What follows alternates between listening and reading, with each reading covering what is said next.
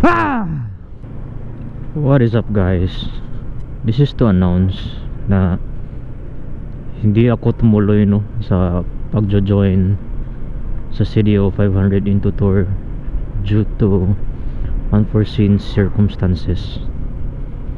Na sayang nasasayangan ako.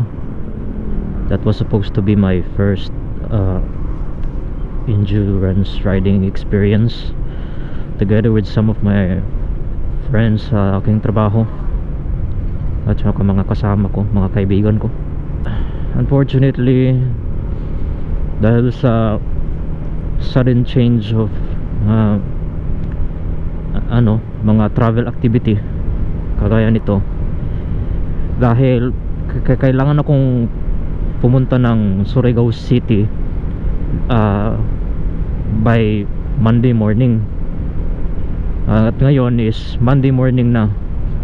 So kino-consider ko talaga itong yung recovery ko between two activities, kung kakayanin ko ba o hindi, or tapos i-consider ko din ng yung fatigue, no? Anyways, ganito kasi yan 3 AM yung kick-off time. Hindi pa dyan sinali ang consideration yung amount of sleep at rest mo prior sa pag-start ng endurance. And then assuming na makatapos ka ng mga alas 3 or mga alas 4 or alas 5 ng hapon, let's say mga ganyan, is napaka-fatigue na ng katawan ko niyan. Kakayanin man ng katawan ko, pero considering na babiyahe pa ako pagka Lunes 300 kilometers from CDO to Surigao City, is talaga medyo strain talaga sa katawan ko.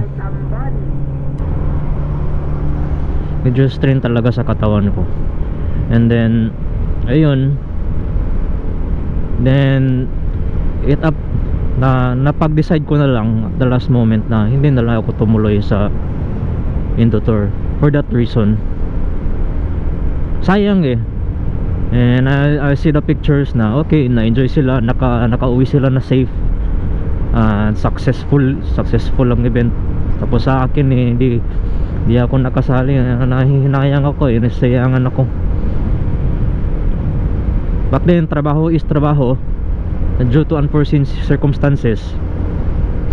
Nasayang ang 1.8 ko, hindi ko nakuha ang kit ko, kahit yung singlet man lang, wala. Sayang nasayangan ako.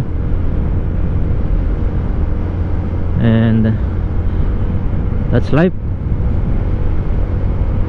Minsan may mga circumstances talaga na hindi ko talaga control, kagaya nito. Mahirap. Napakahirap.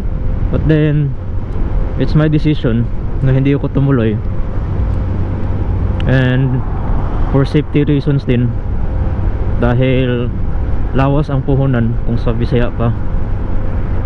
I have to make sure na I have good adequate time na makarest ako, dahil para dito sa aking official travel ko.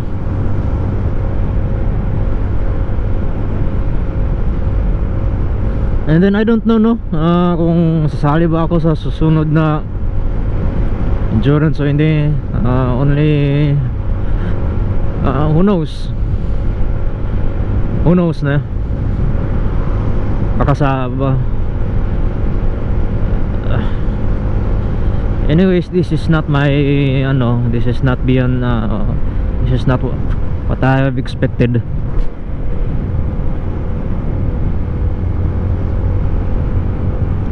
Nanghihinayang lang ako dahil nga it was an golden opportunity na maka-travel, maka-explore sa mga lugar na hindi ko napuntahan.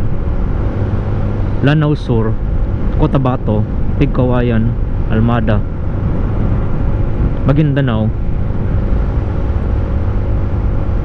because the experience is very very golden. It's what really counts. I'm sorry, I feel sorry for myself nga hindi ako nakatuloy. Nag-withdraw ako at the last moment.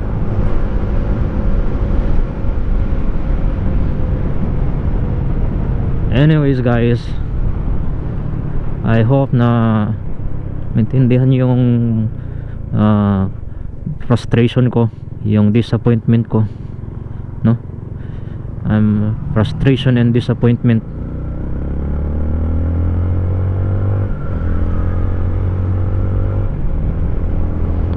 It's very hard. Anyways, may mga susunod pa naman ng mga event. Pero gusto ko yung yung mga lugar na hindi ko hindi ko pa napuntahan, hindi ko pa na-explore. Hopefully yung yung kung may ruta na pa Davao. Kasi halos nalibot ko na itong itong buong Region 10 at Caraga. Halos nalibot ko na ang buong Region 10 at Caraga. Halos na halos nang para na siyang kamay ko, na memorize ko na pati yung mga guhit dito sa aking kamay, itong Region 10 at Caraga, maliban sa Lanao Sur and parts ng Lanao del Norte, and then ang sa Misok. Anyways, sa mga kasama ko na hindi ko sila sinulpot sa grid sa Indotor, ay sorry sa inyo guys, hindi ako nag-chat sa inyo. It's been very very frustrating for me, no? And I am very disappointed on myself. Anyways, bawi ako sa sunod, and I will not disappoint you, and I will not disappoint myself.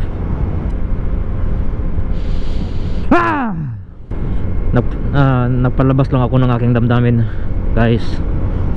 Pasensyahan nyo na lang ako. And it's been a pleasure sharing this topic with you, and I hope na magkikita pa rin tayo sunod, no? Anyways, tutubil ako dito dahil malayo pang Surigao City.